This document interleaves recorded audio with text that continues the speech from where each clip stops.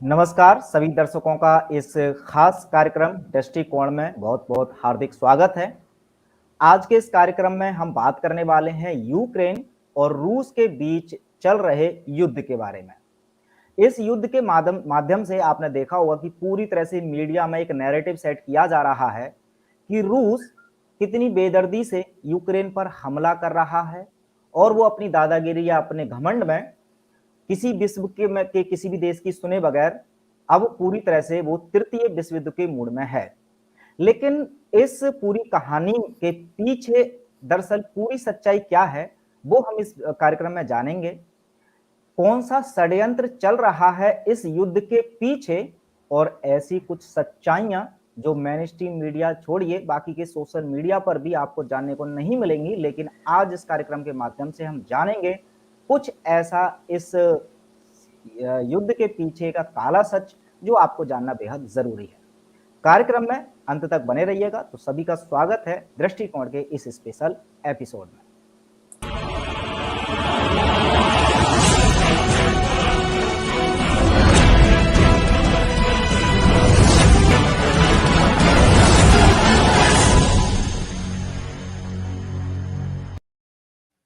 तो चलिए ये महत्वपूर्ण कार्यक्रम शुरू करते हैं और आज इस कार्यक्रम में जो मैंने विषय बताया है इस पर चर्चा और आपको महत्वपूर्ण जानकारियां देने के लिए हमारे साथ जुड़ रहे हैं शिवांग यादव जी। शिवांग यादव जी, बहुत बहुत स्वागत है आपका। नमस्कार। और जैसा कि विषय आपने सुन लिया होगा तो मैं बिना समय व्यर्थ किए बस साधारण सा एक सीधा सा प्रश्न पूछना चाहता हूं जो दर्शकों के भी मन में होगा कि आखिरकार जो नैरेटिव सेट किया जा रहा है मीडिया द्वारा या जो मीडिया में अभी तक दिखाया जा रहा है इस युद्ध की पूरी कहानी, जिसमें कि एक रूस को बहुत बड़ा गद्दार टाइप का सिद्ध करने का प्रयास किया जा रहा है, एक्चुअल में सच्चाई इस युद्ध की क्या है वो एक बार दर्शकों को बताएं और आप शुरू कर सकते हैं शिवांग यादव जी। देखिए सुमित भाई, जो अभी ये जो युद्ध हो रहा है ये इस तरीके से इसको दिखाया जा रहा है जैसे कि रूस अपनी दादागिरी में, अपने घमंड में चूर होकर अपने एक पड़ोसी देश जिसके अंदर लोकतंत्र चल रहा था उस पर कब्जा करने के लिए आतुर हो गया है। क्योंकि ये पूरी मीडिया कॉरपोरेट द्वारा ही संचालित होती है, तो इस पूरी मीडिया में सिर्फ वही दिखाया जाता है जो अमेरिका के लिए ज्यादा वो हो कि अमेरिका के पक्ष में हो जो चीजें, उस चीज को ये मीडिया आज की दिखाती है, हमारी भारत की भी मीडिया। तो आप जब भी देखेंगे तो मीडिया में यही दिखाया जा रहा है कि तानाशाह हुआ पुतिन और इस तरीके की चीजें इस्तेमाल की जा रही है। लेकिन अगर हम इस पूरी घटना के पीछे की चीजों को समझेंगे तो उसमें हमें ये देखना पड़ेगा कि जो ये अमेरिका है जो इतना दूर है रूस से, उसका इसमें क्या मतलब है, यहाँ पर उसका क्या मतलब सिद्ध होता है और वो क्यों इस तरीके से एक इस छवि में आता है हमेशा से अमेरिका कि भाई वो दुनिया का रक्षक है, वो विश्व का रक्षक है। तो जो हमारी मीडिया है, मीडिया में यही बात दिन भर चल रही है कि ये विश्व रक्षक अभी कहाँ गया इस युद्ध से। तो उसको मैं थोड़ा सा समझाऊंगा इसमें आपको। देखिए सबसे पहले तो रूस का हमेशा से ये कहना है, रूस बार बार भी अभी भी जब ये युद्ध चल रहा है उसमें बार बार ये बात कह रहा है कि अमेरिका इस बात की पुष्टि करे कि जो यूक्रेन है वो नाटो के अंदर शामिल नहीं होगा। अगर अमेरिका इस बात की गारंटी दे देता है तो मैं अभी युद्ध रोकने के लिए तैयार हूं। लेकिन अमेरिका इस बात की गारंटी नहीं दे रहा रूस को। अब ये समझते हैं कि नाटो क्या है। नाटो जो है नॉर्थ अटलांटिक ट्रीटी ऑर्गेनाइजेशन, ये किस तरीके की ऑर्गेनाइजेशन बनाई गई एक समय पे, इसका उद्देश्य सिर्फ ये था कि देशों को एकत्रित करके उनकी सेनाओं को कभी भी किसी युद्ध के लिए इकट्ठा किया जा सके और किसी ऐसे देश पे आक्रमण के लिए उनको तैयार किया जाए जो देश अमेरिका की मनमानी में नहीं आ रहा है। या फिर अगर हम ये कहें कि अमेरिका के ऊपर भी जिन लोगों का कब्जा है, जिन बैंकर्स का कब्जा है, उनकी मनमानी में जो देश नहीं आ रहा उसको काउंटर करने के लिए, उससे लड़ाई लड़ने के लिए एक सामूहिक सेना का निर्माण किया जाए। तो सामूहिक सेना के निर्माण के लिए कई देशों को इस नाटो की ऑर्गेनाइजेशन में सम्मिलित किया जा रहा है। तो ये जो नाटो देश है इसमें आप देखेंगे तो जो रूस है, रूस के आसपास के जितने भी देश हैं लगभग सारे देश नाटो के अंदर शामिल हो चुके हैं। अभी यूक्रेन जो है, यूक्रेन उस नाटो में शामिल नहीं हो पाया है। तो अब ये क्या है, अमेरिका उसको शामिल करने की पूरी दौड़ में लगा हुआ है कि यूक्रेन को किसी भी तरीके से नाटो में शामिल कर लिया जाए। अब जैसे ही यूक्रेन नाटो में शामिल हो जाता है तो सीधा रूस को क्या खतरा है कि अमेरिका की सेना सीधा उसके दरवाजे पे आके खड़ी हुई है। फिर अब अमेरिका का इसमें क्या हित है? अमेरिका या फिर ये जो लोग जो अमेरिका को भी संचालित करते हैं, इनका एक परम उद्देश्य ये है कि इनको दुनिया के अंदर एक विश्व सरकार, एक विश्व सेना और एक विश्व करेंसी चाहिए। तो एक विश्व करेंसी करने के कदम में तो ये लोग बहुत आगे बढ़ चुके हैं, जिसके अंदर डॉलर को इन लोगों ने पूरी दुनिया में स्थापित करवा दिया। एक विश्व सेना के लिए ये नाटो जैसी संस्था का निर्माण किया गया, ताकि किसी भी दो देशों का अगर विवाद हो तो उन दो देशों के विवाद में अमेरिका की सेना जाके वहां पे बैठ सके, अमेरिका की सेना वहां पे निर्णायक युद्ध में आ जाए। तो रूस ये नहीं चाहता है कि अमेरिका की सेना उसके दरवाजे पे आके खड़े हो, इसलिए रूस बहुत समय से चाह रहा है कि यूक्रेन नाटो में शामिल ना हो। तो जो लोग ये बात कह रहे हैं कि भाई यूक्रेन एक आजाद देश है, एक लोकतंत्र पे हमला कर दिया रूस ने, तो असलियत में लोकतंत्र तो पूरी दुनिया में कहीं चल ही नहीं रहा, तो यूक्रेन में भी नहीं चल रहा। यूक्रेन अगर रूस उस पर कब्जा करना चाह रहा है तो यूक्रेन कोई आजाद नहीं है, यूक्रेन पर अमेरिका का कब्जा है एक तरीके से। भाई अमेरिका जैसे ही वो नाटो में शामिल हो जाता है तो अमेरिका की सेना यूक्रेन में आके वहां पे रह के अपना बेस बना सकती है बहुत आराम से। तो यूक्रेन अगर रूस के कब्जे में नहीं है तो अमेरिका के तो कब्जे में ही है एक तरीके से, कोई भी देश स्वतंत्र नहीं है। तो जितने भी ये नाटो देश हैं ये सब एक तरीके से सेना तैयार कर रहे हैं, पूरी घेराबंदी तैयार की गई रूस के खिलाफ, क्योंकि रूस एक ऐसा देश है, रूस के पुतिन ऐसे राष्ट्रपति हैं जिन्होंने आज से लगभग 1 या 1.5 साल पहले एक बयान दिया था कि मैं अपने जीते जी और अपने आने वाली पुश्तों को अपने देश में रॉथशील्ड की बैंकिंग सिस्टम को स्थापित नहीं होने दूंगा। ये उनका बयान था, आधिकारिक बयान था।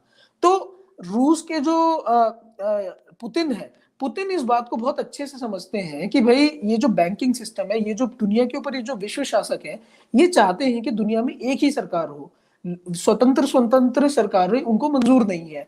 या तो उनकी कठपुतली की सरकार उस देश में बिठाई जाए या फिर एक डरपोक नेता हो जिसको सेना के माध्यम से डरा के कमजोर कर दिया जाए। तो उस बात में पुतिन नहीं आ रहे हैं और पुतिन लगातार इस बात का विरोध कर रहे हैं।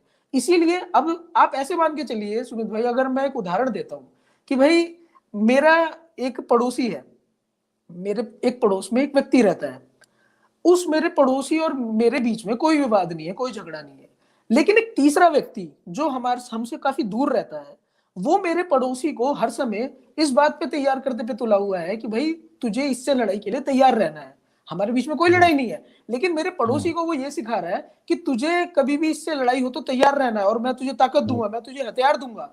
तो ऐसी स्थिति में मैं क्या करूंगा? भाई मेरे सामने जो ये मेरा जो पड़ोसी है अब पूरी तरीके से उसकी बात में आ चुका है, तो मुझे अपने इस पड़ोसी को भी थोड़ा सा दबाना पड़ेगा, इसकी कमजोर समझ दबानी पड़ेगी। भाई अगर मानेगा नहीं, मुझ पे आक्रमण करने को तैयार होगा, तो मैं इसके ऊपर कब्जा करूंगा फिर। तो रणनीति तो यही कहती है। तो पुतिन अपनी तरफ से कोई गलत नहीं कर रहे हैं, उस विलन दिखाने की ये जो पूरी प्रक्रिया है ये मीडिया के द्वारा संचालित है और मीडिया इन लोगों के पूरे संचालन में है।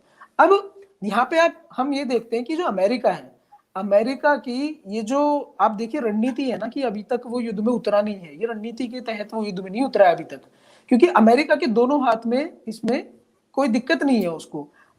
अगर रूस और यूक्रेन का जैसे ये युद्ध हो रहा है, अगर ये युद्ध बढ़ा, नाटो के और देश शामिल भी हुए, तो इसमें भी अमेरिका का फायदा है। अगर नहीं होता तो कोई नुकसान हो ही नहीं रहा था अमेरिका, अगर रूस यूक्रेन पर आक्रमण नहीं करता। लेकिन ये आक्रमण कर दिया है और अब युद्ध होगा, इसमें भी अमेरिका का फायदा है। फायदा क्या है? फायदा ये है कि युद्ध होगा तो हथियार बिकेंगे, और हथियार सबसे ज्यादा कौन बेचता है? अमेरिका बेचता है।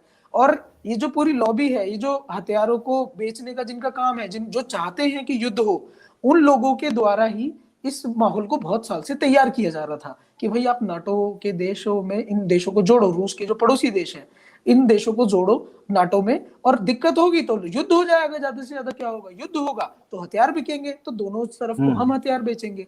तो ये जो लॉबियां हैं ये तो चाहती हैं कि युद्ध हो। तो ये जो जिस समय अलकायदा के समय युद्ध चल रहा था, उस समय भी जितने दुनिया में आतंकवादी संगठन है, उन आतंकवादी संगठनों को हथियार देने का काम अमेरिका के द्वारा ही किया जाता है, अमेरिका की CIA एजेंसी द्वारा और अमेरिका के द्वारा। पूरे जितने भी आतंकवाद है, जितने भी आतंकवाद दुनिया के अंदर है, तो ये जो नाटो को अगर हम देखते हैं तो नाटो के उसमें लिखा हुआ है कि ये एक दुनिया के अंदर शांति कायम करने की संस्था है। लेकिन असलियत में जब हम देखते हैं कि 1949 में नाटो का शुरुआत हुई थी, उसके बाद से जब से ही दुनिया में अशांति फैली हुई है। चाहे आप ये इराक का युद्ध देख लीजिए, उसके बाद जितने भी देशों के ऊपर तख्ता पलट किए गए, जो किए गए, वहां पे नाटो का कहीं ना कहीं काम है। गद्दाफी को हटाया गया, वहां पे भी नाटो का इस्तेमाल किया गया था। तो ये नाटो कोई दुनिया में शांति कायम करने की संस्था नहीं है, ये दुनिया में अशांति फैलाने की संस्था है, कि दुनिया में कहीं पर भी युद्ध होगा तो हम आएंगे। ये लोग क्या कहते हैं कि नाटो के माध्यम से हम देशों को एकत्रित कर लेंगे, उनका संगठन बना लेंगे, और उस संगठन के माध्यम से हम दुनिया में शांति स्थापित करेंगे।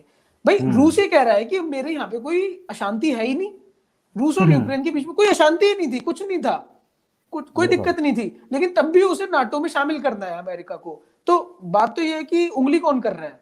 अमेरिका कर रहा है। ये तो प्रतिक्रिया है। अब जब प्रतिक्रिया कर दी, क्योंकि उंगली करते हुए अमेरिका दिखा नहीं किसी को, अब प्रतिक्रिया सबको दिखाई दे रही है, तो सबको रूस दिखाई दे रहा है कि भाई बहुत बेकार देश है।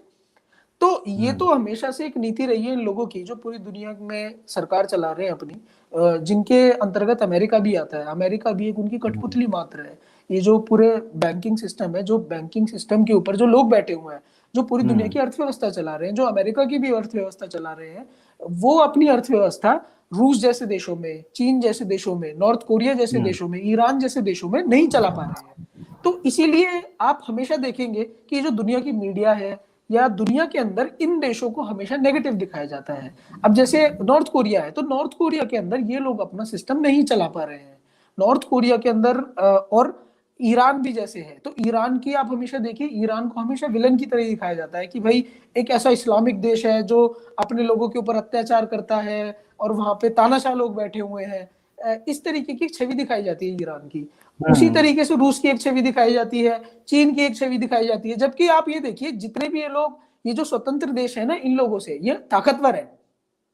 हम चीन को देखें तो चीन इनकी इस षड्यंत्र में आता नहीं है। चीन काफी हद तक उसका अपना खुद का एक बैंकिंग सिस्टम है, जो कि इनके बैंकिंग सिस्टम से मुक्त है। तो चीन आज, अब आप देखिए, दुनिया में बनने वाला हर सामान चीन का है।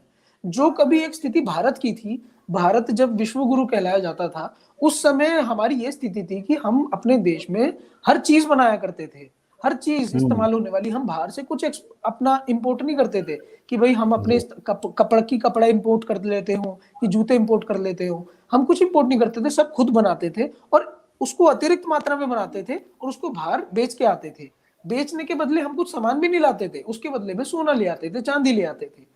तो आज चीन को अगर आप देखें तो चीन में भी कुछ कुछ उसी प्रकार से चीजें बनी है। इतने सालों में चीन ने अपने आप को बहुत मजबूती से डेवलप किया, रूस ने अपने आप को बहुत मजबूती से तैयार किया, और उसने अपने जो जिसे कहते हैं स्वरोजगार, उसको तैयार किया। चीन में आज हर छोटे छोटे घर में एक फैक्ट्री खुली हुई है, हर छोटे छोटे घर में एक उद्योग खुला हुआ है, इतना सस्ता लोन दिया जाता है और हर व्यक्ति ने अपना एक उद्योग खोल लिया। कोई बल्ब बना रहा है, कोई छोटी लाइट बना रहा है। इसलिए आप देखते हैं पूरी मार्केट, एक जो कभी स्थिति भारत की थी, उस समय एक समय पे 1600 और 16वीं सदी और 17वीं सदी में पूरी दुनिया के बाजारों में जो सामान हुआ करता था, वो अधिकांश भारत के लोग, भारत का ही बना हुआ होता था। तो वही स्थिति आज चीन की है। तो ये देश किसी के गुलामी में रह के मजबूत नहीं बने, जैसे हमारे नेता समझते हैं कि भाई अगर हम अमेरिका के साथ चलते रहेंगे, उनके साथ मिलकर चलते रहेंगे, तो हम दुनिया में बने रहेंगे, हमारी जगह बनी रहेगी। भाई उनसे स्वतंत्र होकर ही मजबूत हुआ जाएगा, क्योंकि ये लोग तो गुलामी में धकेल रहे हैं। जिस प्रकार रूस को मजबूर किया गया युद्ध करने के लिए, उसी प्रकार कल को भारत का भी नंबर आ सकता है, भारत का भी नंबर आ जाएगा। भारत को किसी, अभी तो उनकी गुलामी में चल रहे हैं। अगर कोई ऐसा नेता आ गया जिसने बोल दिया कि भाई मैं नहीं मानता इनकी इस सिस्टम को, मैं नहीं मानता इनकी इस व्यवस्था को, मैं नहीं मानता इनको शासक, तो कल को भारत की भी ऐसी एक इमेज बनाई जा सकती है। तो ये एक काफी विवाद है जो कि नाटो के माध्यम से आक्रमण किया गया अमेरिका की तरफ से। रूस ने उसकी प्रतिक्रिया दी है कि अगर छेड़ोगे तो फिर हम घुसेंगे अंदर। तो जो रूस के आसपास के जितने भी देश हैं, लगभग सारे नाटो में शामिल हो चुके हैं, एक या दो देश को छोड़ के, जैसे बल्गेरिया रह गया है और यूक्रेन रह गया है। बाकी उसके आसपास के जितने भी देश हैं वो सारे ही नाटो में शामिल हो चुके हैं। तो यही परेशानी है रूस की, इसीलिए उसने ये आक्रमण किया है। इसमें ये सब बातें अच्छा शिवांग जी, अगर इसमें जैसा कुछ दिन पहले जो घटना घटी थी अफगानिस्तान और तालिबान की भी, तो ऐसा नहीं लगता कि बिल्कुल एकदम फिल्म रिपीट कर दी है अमेरिका ने, क्योंकि उसमें भी रोल लगभग अमेरिका का सेम ही था। तो उसमें और इसमें कुछ सिमिलरिटी है कि जो अमेरिका का रोल अफगानिस्तान में तालिबान के बीच में था, वही यूक्रेन और रूस के बीच में ये निभा रहा है अमेरिका। बिल्कुल, वो देखिए कोई भी वो अपना जो रोल तय करता है फायदे के अनुसार ही तय करता है। अफगानिस्तान के हम्म। केस में भी जो मीडिया है, मीडिया इस तरीके से दिखाती है उस चीज को कि अमेरिका कुछ कर नहीं पाया और अफगानिस्तान ने कब्जा कर लिया, जबकि ये लोग चाहते थे कि वो कब्जा कर ले। ये चाहते हुए ही कि वरना इतनी बड़ी ताकत है, चाहते तो रोक देते, आके सेना पूरी भेज के अफगानिस्तान को तुरंत हटा देते सत्ता से, लेकिन बिल्कुल। चाहते हैं कि वो सत्ता कब्जाए, क्योंकि कल को इन्हें जो करवाना है वो करने वाले लोग वहां बैठे रहे। क्योंकि देखिए क्या हम्म। होता है ना, कंट्रोल्ड अपोजिशन जिसे बोला जाता है कि भाई मेरे अपोजिशन में भी बैठे, मेरी उससे सेटिंग है, मेरी उससे बातचीत है, जब मैं हम्म। चाहूंगा कि वो युद्ध कर दे, वो किसी दूसरे देश पे आक्रमण कर दे, तो वो तब कर दे।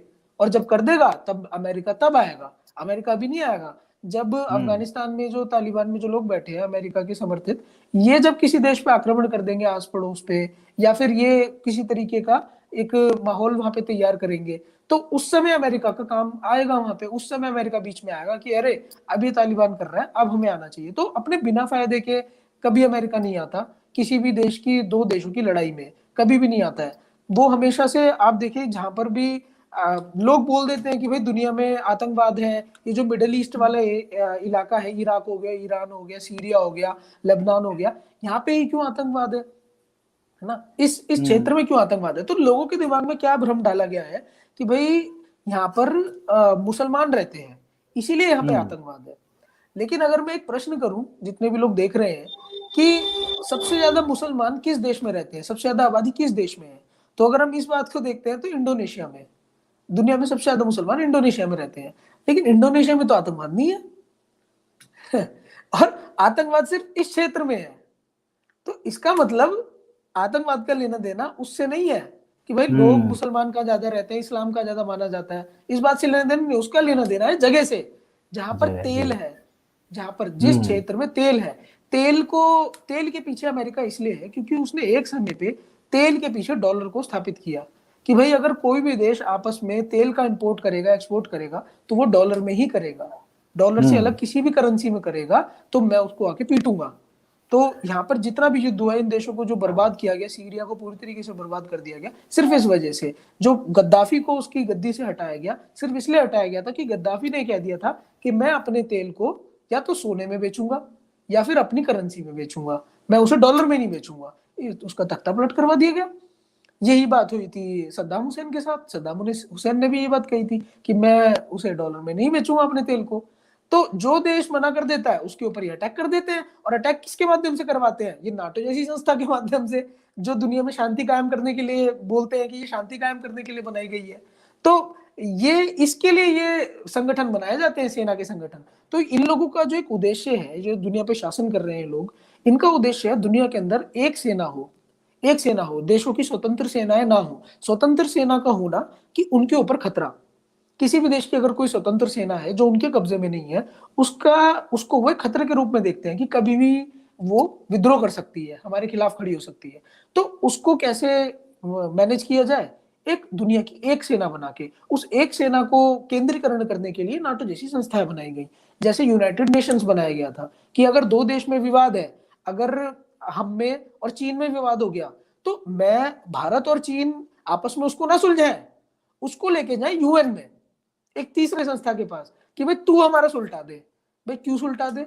हमारी आपस की दिक्कत है, हम सुलटा लेंगे। लेकिन इस तरीके की संस्था क्यों बनाई गई? ताकि केंद्रित किया जाए चीजों को, पैसे को केंद्रित किया जाए, करेंसी को केंद्रित किया जाए, एक ही करेंसी में पूरी दुनिया की आदान प्रदान हो। आज डॉलर के अंदर ही आप कर सकते हो। इसीलिए भारत जब ईरान भारत को तेल आप ये समझिए बार्टर भी करने को तैयार है। बार्टर सिस्टम मतलब क्या? कि हम ईरान को कुछ अनाज दे दें या कोई कोई और वस्तु दे दे, उसके बदले में वो हमें तेल दे देगा, या फिर हम रुपए में दे दें, हम अपने रुपए ईरान को दे दे, ईरान हमें तेल दे दे, फिर ईरान उन रुपयों को फिर से हमारे पास खर्च दे। ईरान इसमें भी तैयार है। लेकिन अमेरिका ये धमकी देता है भारत को कि भाई तुम ईरान से तेल नहीं लोगे, तेल लेना है तो मुझसे लोगे, अमेरिका से, ईरान से नहीं लेना है, और ईरान से लोगे तो ईरान से डॉलर में लोगे। तो यहाँ के नेता डर जाते हैं, कहते जी बाबू जी आपसे ले लेंगे। तो इसीलिए पहले ईरान से लेता था भारत तेल, लेकिन ईरान से फिर बंद कर दिया, अमेरिका से लेता है। तो दुनिया के अंदर ये जो मीडिया वाले हैं, ये अमेरिका की गुंडागर्दी नहीं दिखाते, कभी नहीं दिखाएंगे, क्योंकि जितने मीडिया चैनल हैं सब उन कंपनियों से संचालित हैं, जो कंपनियां उन लोगों से संचालित हैं, उन बैंकर से। तो वो कभी भी इन चीजों को ना तो अखबारों में आने देते हैं, ना तो मीडिया में कभी आने देते हैं कि असलियत में दुनिया में अशांति का कारण ये अमेरिका और अमेरिका के ऊपर बैठे ये लोग हैं। अमेरिका तो उनका एक माध्यम है। बहुत से लोग ये समझते हैं कि अमेरिका दुनिया में देशों की लड़ाई है। दुनिया में कभी भी देशों की लड़ाई नहीं है, देशों की लड़ाई नहीं है। लड़ाई उन लोगों से, लोगों की है। ये जो लोग दुनिया के ऊपर शासन कर रहे हैं, असलियत में वो इन चीजों को संचालित करते हैं। असलियत में उन्होंने अमेरिका को ताकतवर बनाया। अमेरिका अपने आप में कोई ताकतवर नहीं है, अमेरिका के लोग बुरे नहीं है। अमेरिका के अंदर ये जो लोगों को संचालित कर रहे हैं, इन लोगों की सारी पूरी दुनिया में षड्यंत्र है कि दुनिया की एक शासन हो, एक व्यवस्था हो और एकीकरण हो दुनिया का। दुनिया में युद्ध करवा दिए जाए, युद्ध करवाए जाए, उनके दोनों फायदे होते हैं। युद्ध में लोग मरेंगे, एक तरफ लोग मरेंगे, सेना मरेंगे, आम जन मरेगा, और दूसरी तरफ उनके हथियार बिकेंगे। उनका हथियार बिकने के बाद ये उनका एक सिस्टम खड़ा होता है, जो कंपनियां उन्होंने खड़ी करी है उन कंपनियों को फायदा करवाते हैं। तो ये हथियार बिकने का सिस्टम है। इसलिए अमेरिका अभी तक, अमेरिका ये युद्ध एक दिन में खत्म हो जाए, अगर अमेरिका ये बोल दे कि ठीक है भाई, मैं वचन देता हूं, मैं एक साइन करके दे रहा हूं कि यूक्रेन नाटो में शामिल नहीं होगा, रूस तुरंत युद्ध रोक देगा। लेकिन अमेरिका नहीं बोल रहा है, नहीं बोल रहा है। वो चाहता है कि युद्ध हो, रूस उस पर आक्रमण करे, चाहता था कि कर दे आक्रमण। एक बार आक्रमण हो गया तो नाटो के देशों से फिर इस पे आक्रमण करवाएंगे। अच्छा शिवांग जी, इसी बात को आप कितना श्योरिटी से कह सकते हैं? जैसे अभी आप बता रहे हैं, हालांकि मुद्दा तो यही है, लेकिन ये तो मीडिया में भी दिखाया जा रहा है कि एक्चुअल में जो मुद्दा है वो नाटो का ही है कि अभी यूक्रेन शामिल होना चाहता है, रूस उसे रोकना चाहता है। लेकिन क्या आपको लगता है, जैसा अभी आपने जो भी बताया, तो उसमें ऐसा नजर आ रहा है कि आप कहना चाह रहे हैं कि रूस एक्चुअल में अमेरिका इन षड्यंत्रकारियों से हटके है, और जो एनडब्ल्यूओ का नया वर्ल्ड ऑर्डर जो स्थापित करना चाहते हैं, क्योंकि अल्टीमेटली उनका उद्देश्य यही है, वो इसका हिस्सा नहीं है। चाइना और रूस की आप बात कर रहे हैं, क्या सच में रूस इस पूरी फिल्म का भी ये किरदार नहीं है? क्या वो अपनी लड़ाई जेन्युइन तरीके से लड़ रहा है, या फिर इसमें पूरी कहानी अमेरिका के साथ साथ रूस भी खेल रहा है, वो भी हिस्सा है कहीं ना कहीं? क्योंकि इस तरह के मैंने कुछ वीडियोस वगैरह कल कई टाइम से देख रहा था, तो कुछ चीजें तो मेरे सामने आ रही थी जिसमें ऐसा लग रहा था कि सिर्फ अमेरिका ही नहीं खेल रहा है, रूस खुद भी इस खेल में पूरी तरह से भागीदारी है, और उसको सब कुछ पता है पहले की प्लानिंग के क्या क्या होना है। तो ये दोनों मिलकर के ही दुनिया को पागल बना रहे हैं। नहीं, पागल बनाने का वो नहीं है, पागल का मतलब अपना वो उद्देश्य पूरा करना चाह रहे हैं, मतलब उसमें जो है रूस भी किरदार निभा रहा है। जी नहीं, इस मामले में भी आप सोच सकते हैं, इस तरीके से भी देख सकते हैं, लेकिन ऐसा है नहीं। क्यों? इसके कई सबूत मिलते हैं हमें। जैसे कि ये जो इस बारे में किसी भी देश के नेता ने आज तक बात नहीं रखी कि ये बैंकिंग सिस्टम में अपने देश में नहीं आने दूंगा अपने रहते। ये पुतिन का बयान था। इस बारे में जो देशों के प्रधानमंत्री हैं, राष्ट्रपति हैं, कभी जिक्र भी नहीं करते। वो कभी इस बारे में बात भी नहीं करते हैं कि भाई दुनिया के ऊपर कुछ ऐसे लोगों का शासन है। उस बारे में पुतिन ने कई बार बयान भी दिए हैं। और जो रूस की जो राजनीति है, उसको हम अगर बहुत पहले से समझे तो वो हमेशा से ही अलग रहे हैं इनके न्यू वर्ल्ड ऑर्डर के प्लान से। क्योंकि अगर हम देखें जार के समय से ही एक बार जब ये लोग लेके गए थे अपने इस विश्व के न्यू वर्ल्ड ऑर्डर का प्लान, एक बार बहुत पहले लेके गए थे जार के पास, तो जार ने इनके उस प्लान में मिलने से मना कर दिया था। जब मना किया था तब जाके फिर रूस पर युद्ध करवाया गया था। उस समय रूस को युद्ध में शामिल किया गया था। और फिर ये जो कोल्ड वॉर हुआ था, अभी तक आप देखिए हमेशा से रूस पर युद्ध ही इसलिए ही हुआ है क्योंकि रूस इनके उस षड्यंत्र में शामिल नहीं होता है। वो नहीं चाहता है कि इस चीज में मैं शामिल हूं। इसलिए आप देखिए भाई, शीत युद्ध हुआ था, शीत युद्ध में भी रूस के टुकड़े टुकड़े हो गए थे, बहुत सारे भाग में बट गया था रूस। उससे पहले राजाओं के समय से, जार के समय से रूस बहुत, उसकी सीमा रेखा बहुत बड़ी थी। आज जो देश सारे अलग हो गए हैं वो सब रूस के अंदर ही थे एक समय पे, लेकिन शीत युद्ध के समय इन सबको अलग करवा दिया गया। रूस पूरा बढ़ गया था खंड खंड में। तो रूस को हमेशा नुकसान ही हुआ है इस लड़ाई में, और वो लड़ाई अब भी लड़ रहा है ये वाली। और क्योंकि मजबूरी आ गई इसीलिए उसने आक्रमण किया, इसलिए अब तक कर भी नहीं रहा था। लेकिन जब अब 2022 में बात आ गई थी कि भाई यूक्रेन और बेलारूस को इसमें शामिल किया जाएगा नाटो के अंदर, तब जाके रूस ने इसके ऊपर एक्शन लिया है। और जो चीन है, चीन भी इनके षड्यंत्र से काफी हद तक परे रहता है, क्योंकि चीन की जो बैंकिंग सिस्टम है वो अभी भी उस प्रकार का नहीं है जिस प्रकार पूरी दुनिया में बाकी देशों में चल रहा है। इन लोगों का बैंकिंग सिस्टम वो उस तरीके का नहीं है उसके अंदर भी एक केंद्रीय बैंक, लेकिन केंद्रीय बैंक से ही वो अपने तरीके से पैसे लेता है, राइट ऑफ कर देता है भाई, लिए अपने ही केंद्रीय बैंक को ब्याज नहीं चुकाता है। तो इस बात से भी अमेरिका को बहुत दिक्कत रहती है कि भाई अमेरिका को क्या, इन लोगों को दिक्कत रहती है कि भाई ये चीन ऐसी कैसी पॉलिसी निकाल देता है अपनी, क्योंकि ये लोग नहीं चाहते कि कोई भी देश अपने खुद के पैसे बनाए, ये चाहते हैं कि हमेशा ये देश कर्ज पर पैसा ले। तो चीन और रूस काफी हद तक इन चीजों से अलग रहते हैं, वो अपनी व्यवस्था खुद चलाना चाहते हैं।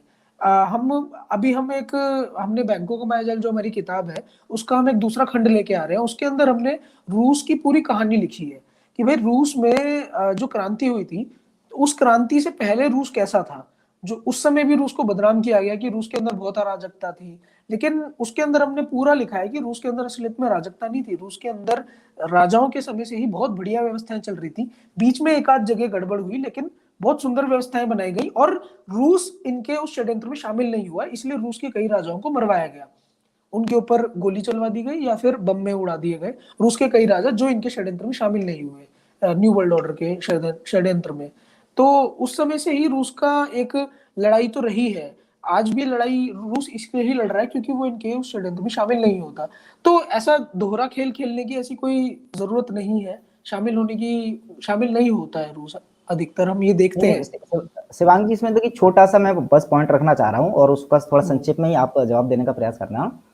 अभी अगर वर्तमान की, जैसे चलिए इतिहास तो खैर मुझे भी खुद भी नॉलेज नहीं है तो मैं उसके बारे में नहीं आपके सामने तथ्य रख सकता, लेकिन अभी अगर ये वर्तमान में जो ट्रेंडिंग बीमारी या फिर तथाकथित महामारी के नाम पर जो पूरा षड्यंत्र, अगर ये पूरा षड्यंत्र है, अगर इसमें, क्योंकि आपने भी इसके बारे में काफी बोला और ये बाकायदा षड्यंत्र है, लेकिन इस षड्यंत्र में आप देखेंगे चाइना का रोल, रूस का रोल, चाहे वो टीकाकरण तेजाई करने में या लोगों के मन में डर फैलाने के मामले में, किसी भी क्षेत्र में इन्होंने ऐसा नहीं किया कि इनका किसी भी कदम पर या किसी भी पॉइंट पर अमेरिका या बाकी के देशों या जो भी WHO वगैरह है इनका इनके नक्शे कदम पर ना चले हों।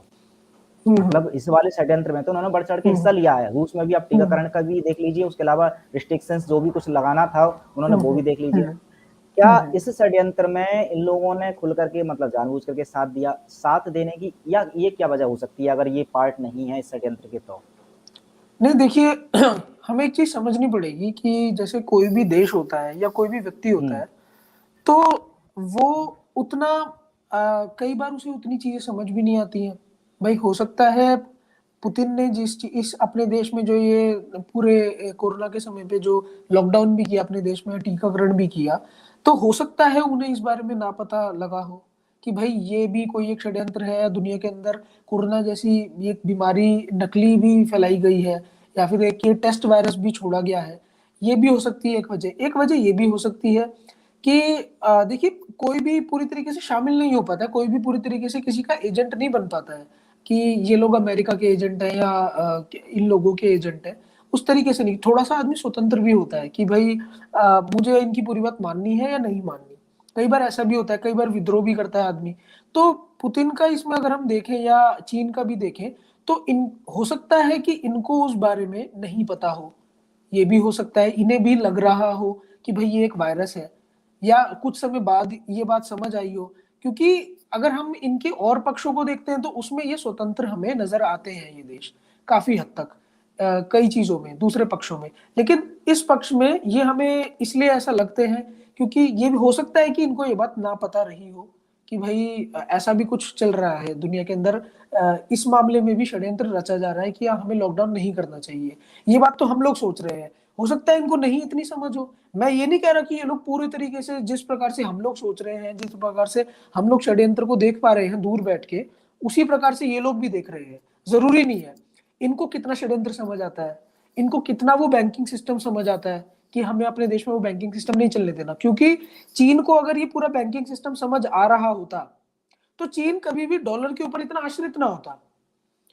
चीन बहुत बड़ी मात्रा में डॉलर पर आश्रित है, इसलिए वो इसको छोड़ भी नहीं पा रहा है। तो दिक्कत उसकी भी, छोड़ना चाहता है लेकिन छोड़ नहीं पा रहा है क्योंकि उसने अपना सारा पूरा जो ट्रेड था वो डॉलर के ऊपर ही रखा। अब उसे दिक्कत हो रही है क्योंकि बहुत बड़ा डॉलर रिजर्व है उसके पास, अब उसका क्या करे। तो इसलिए हम ये सोच सकते हैं कि इनको भी पूरी समस्या की समझ नहीं होगी। तो कभी भी भविष्य में इनका जो नेतृत्व है, जैसे चीन जैसे देशों का, रूस जैसे देशों का, ईरान का, नॉर्थ कोरिया का, इनका नेतृत्व भारत ही कर पाएगा। क्योंकि जो अभी यहां से जो नेतृत्व निकलेगा भारत से, हम लोग जो लेकर निकलेंगे, हम जो अपने युवाओं के साथ एक तैयारी करेंगे बड़ी, तो इन देशों का भी नेतृत्व भारत ही एक समय पे कर पाएगा कि भाई इन लोगों से अब सीधी लड़ाई लड़ने का समय आया है और उसमें हमें साथ देना पड़ेगा। तो इसीलिए इनको हमें भी संगठित करना पड़ेगा। जिस प्रकार से भारत में लोग असंगठित हैं, उसी प्रकार से दुनिया में भी लोग असंगठित हैं इन लोगों के खिलाफ। तो हमें भी एक तैयारी करनी पड़ेगी दुनिया में संगठन बनाने की कि भाई इन लोगों के खिलाफ तो लड़ना ही पड़ेगा। इनका बैंकिंग सिस्टम तुम मत चलाओ, हम भी नहीं चलाएंगे। थोड़ा मोड़ा जो हल्का फुल्का चल भी रहा है उसको भी तुम खत्म करो अपने देश में। तो पूरे तरीके से हो सकता है ये लोग नहीं समझते हो षड्यंत्र को, जिस प्रकार से हम लोग बाहर बैठ के देख पा रहे हैं। क्योंकि जो व्यक्ति सत्ता के अंदर होता है अक्सर वो इन चीजों से दूर अपने आप हो जाता है, क्योंकि उस तक वो इंफॉर्मेशन पहुंचाई नहीं जाती। कोई ज्यादा सोर्स नहीं होते हैं पहुंचने के, क्योंकि हम लोग स्वतंत्र हैं, हम लोग देख लेते हैं चीजों को आसानी से। वो लोग उतना नहीं देख पाते, क्योंकि हो सकता है व्यस्तता के चलते, राजनीति के चलते, समझ की लिमिटेशन होने के चलते, कि भाई इतना ही सोच पा रहे हो कि भाई अमेरिका से युद्ध लड़ना है, अमेरिका की बातों में नहीं आना। क्या आप इतना ही सोच रहे हो बस, वो इतनी गहराई में जाके ना सोच रहे हो, है ना। तो ये भी चीजें कुछ सामने आ सकती हैं। तो हम पूरे तरीके से तो ये नहीं कह सकते कि भाई रूस और चीन उनके ही षड्यंत्र में भागीदार है, क्योंकि बहुत सारी चीजें वो इनके विरुद्ध भी करते हैं, उनको भी देखना पड़ेगा। बहुत सारी चीजें विरुद्ध भी करते हैं वो, नहीं ये लोग नहीं चाहते कि चीन और रूस अपने आप में इतने ताकतवर देश बने। तो हमें इन चीजों को तो देखना ही पड़ेगा थोड़ा सा इस नजरिए से, थोड़ा सा दूर रह के, बाहर से रह के। पूरा यही नहीं है कि पूरा षड्यंत्र में हर कोई शामिल हो ही गया है, ऐसा भी नहीं है। षड्यंत्र में है शामिल, बहुत सारे देश शामिल है, लेकिन ऐसा भी नहीं है कि पूरा एग्जैक्टली वो जो चाह रहे हैं दुनिया में वही हो रहा है। अगर ऐसा चाहते तो आप और मैं या हम लोग इस तरीके से बातचीत भी ना कर पाते, अगर हर चीज उनके कंट्रोल में आ जाती। क्योंकि बहुत सारे लोग ये भी बोलते हैं कि इंटरनेट भी उनके कंट्रोल में है। इंटरनेट नहीं है कंट्रोल में, इंटरनेट पे बनी हुई कुछ कंपनियां हैं उनके कंट्रोल में। भाई जैसे यूट्यूब एक कंपनी है, गूगल एक कंपनी है, ये फेसबुक एक कंपनी है। तो इंटरनेट के ऊपर डाली हुई कंपनियां उनके कंट्रोल में है, पूरा इंटरनेट कंट्रोल में नहीं है। इंटरनेट बहुत आधार पर स्वतंत्र है, आप अपनी चीज को कहीं पे भी किसी भी माध्यम से अपलोड कर सकते हैं, आपके पास अपना सर्वर हो तो मैं कोई भी बात कह सकता हूँ। तो ऐसा नहीं है कि पूरा दुनिया उनके कब्जे में आ गई है, काफी हद तक आ गई है, लेकिन सब कुछ अभी नहीं आया है। और सब कुछ ना आए उसके लिए भाई हमें तैयारी करनी पड़ेगी, संगठन बनाने पड़ेगा। तो बिल्कुल। अच्छा शिवांग जी, तो निष्कर्ष के तौर पर मोटा मोटा जाते आते इतना और बता दीजिए कि ये जो अभी युद्ध हो रहा है इसके अब हम लोगों तक, हालांकि ये लड़ाई तो चलिए ये दिखाई दे रही है कि यूक्रेन और केवल रशिया की है, बट जो दर्शक हैं या हम भारत में बैठे हुए लोग भी हैं, इन पर भी क्या कोई डायरेक्टली या इनडायरेक्टली इम्पैक्ट पड़ने वाला है? क्या कुछ भविष्य में होने वाला है जो आपकी रिसर्च कहती है? वो जरा बता करके इसका भविष्य में देखिए बिल्कुल होगा। ये चीज बढ़ सकती है कि विश्व युद्ध जिसे बोलेंगे ये लोग, कि भाई विश्व युद्ध तक जा सकते हैं। क्योंकि नाटो के क्योंकि अमेरिका इसी इंतजार में है कि ये इन नाटो के देशों को पहले लड़वाया जाए, इनकी सेना इकट्ठी करके फिर वो उतरे युद्ध में। तो युद्ध तो बड़ा हो सकता है कि बड़ा हो जाए युद्ध। ये युद्ध बड़ा होने के तो बिल्कुल इसके चांस है। और युद्ध बड़ा होगा तो बहुत सारी चीजों पे असर पड़ेगा। भाई तेल के ऊपर असर पड़ेगा, तेल की कीमतें बढ़ जाएंगी, तेल की कीमतें बढ़ेंगी तो भारत के अंदर चीजें महंगी हो जाएंगी, यहाँ पर भी चीजें महंगी हो जाएंगी। और अब भारत को एक पक्ष लेना पड़ेगा अपना, कि भाई किसकी तरफ है, निष्पक्ष कब तक रहेंगे। तो ऐसे भी नहीं रह सकते, तो असर तो पड़ता ही है। और हमें इससे सीख भी समझनी पड़ेगी कि भाई देखना भी पड़ेगा इसको बाहर रह के कि भाई असलियत में दिक्कत किसकी है, कौन दुनिया में ये दिक्कत कर रहा है। इसके ऊपर चिंतन करने का ये सबसे अच्छा समय है। भाई दुनिया में ये जो युद्ध चल रहा है इसकी गहराई में जाकर, मीडिया की बातों में नहीं आकर। मीडिया में जो दिन रात चल रहा है कि अब रूस ने ये कर दिया, अब रूस ने यहाँ पे ये कर दिया, यहाँ पे कर दिया, वो हो रहा है। लेकिन हमें गहराई में जाके ये सोचना है कि कर क्यों रहा है, इसमें उसका क्या फायदा। और ये जो अमेरिका इतनी दूर बैठा हुआ है, इतने 1000 किलोमीटर दूर है, इसका क्या मतलब यहाँ पे, ये क्यों यहाँ पे नाटो बनाना चाह रहा है, नाटो का क्या मतलब, क्या है नाटो। इन चीजों पे चिंतन करने का यही समय होता है। क्योंकि अब घटना वहां चल रही है तो समय है अब चिंतन किया जाए, समझा जाए कि असलियत में दुनिया को के ऊपर शासन कौन कर रहा है। क्योंकि जो शासन कर रहा है वही जिम्मेदार है इन युद्धों के लिए, इन युद्ध से होने वाले फायदों के लिए। प्रथम विश्व युद्ध, द्वितीय विश्व युद्ध में इन लोगों का ही पूरा फायदा हुआ था, क्योंकि इन लोगों ने ही दोनों तरफ को फाइनेंस किया था युद्ध करने के लिए। इनको भी हथियार बेचे, इनको भी हथियार बेचे, उनको भी कर्ज दिया, इनको भी कर्ज दिया, सारे देशों को कर्जदार कर दिया था द्वितीय विश्व युद्ध में, प्रथम विश्व युद्ध में भी, द्वितीय विश्व युद्ध में भी। तो यही समय अभी फिर से आ रहा है, वही समय फिर से आ रहा है। अब फिर से युद्ध होगा, दोनों तरफ को फाइनेंस करेंगे लोग, क्योंकि युद्ध के समय आपको बहुत कर्जा चाहिए होता है, तो कर्जा फिर मुंह मांगी उस पे देते हैं ब्याज पे कि भाई इतने पे ये लो, इतना पकड़ लो। क्योंकि इनका एक सीधा सीधा सा मानना है, ये जो दुनिया पे लोग शासन कर रहे हैं ना, कि आप उस देश को गुलाम तभी बना सकते हो किसी देश को जब आपने उसको एक बार कर्जा दे दिया। एक बार आप किसी को बस कर्जा दे दो, क्योंकि चुका तो कभी पाएगा नहीं, चुका नहीं पाएगा तो बस फिर इनके कब्जे में है वो देश, फिर इनकी कहने पे चलेगा, इनकी वो मानी जाएंगे, करार माने जाएंगे कि भाई अगर कर्जा नहीं लौटाते तो आपको फिर ये करना है, अपनी कंपनियों को प्राइवेट करना है। इसलिए भारत सरकार, आप देख रहे हो, भारत सरकार अपनी सारी कंपनियों को प्राइवेट करती है। तो ये नियम, इसकी शर्तें होती हैं कि अगर आपने लिया है, नहीं चुका रहे हो, तो आपको अपनी सारी कंपनियां अपनी प्राइवेट करनी है, आपको अपनी सारे सरकारी जो जितनी ये जो इमारतें हैं ये सब प्राइवेट, सबका आपको प्राइवेट करना है, सब कंपनियों के हाथ में देना है, उन कंपनियों के हाथ में जिनके ऊपर ये लोग बैठे हुए हैं। तो यहाँ पर इनको लेके जाना, उस चीज से हमें बचाना होगा कि भाई एक विश्व की सरकार की तरफ इनको चीजें लेके जानी है, वन वर्ल्ड गवर्नमेंट वहां पे लेके जानी है, one world currency, one world army. तो उस आर्मी से के लिए ये पूरा प्रयास है, और उसके लिए हमें अपना संगठन बनाना है। तो जितने भी लोग मुझे देख रहे हैं, जितने भी युवा हमें देख रहे हैं, वो bankjal.com पर जाकर रजिस्टर करें, 18 से 30 साल के युवा, और बताएं कि वो क्या कर सकते हैं, जुड़े हमारे साथ, अपनी भूमिका तय करें इस लड़ाई में। और जो उससे अधिक उम्र के या उसी उम्र के लोग नौकरियां कर रहे हैं, वो बताएं कि वो किस प्रकार से हमारी सहायता करेंगे आर्थिक रूप से। तो चलते हैं फिर। बिल्कुल बिल्कुल, चलिए, बहुत ही शानदार, और इस महत्वपूर्ण जानकारी के साथ ही मैं इस कार्यक्रम को अंत करना चाहूंगा। और तो चलिए, सभी दर्शकों का और शिवांग जी आपका बहुत बहुत धन्यवाद। सभी का नमस्कार।